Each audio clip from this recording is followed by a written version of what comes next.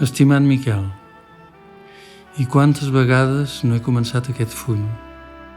Serà l'últim intent, i si aquesta volta l'encert tampoc m'acompanya, no hi he de tornar mai més.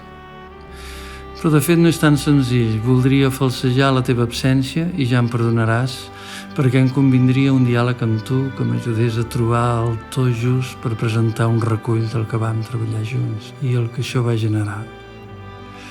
Ja saps, 4 composicions llargues, alguna cançó i més d'un centenar de faxos que d'alguna manera ens varen lligar i entretenir durant els darrers anys d'anar passejant i ensopegant plegats per aquest món.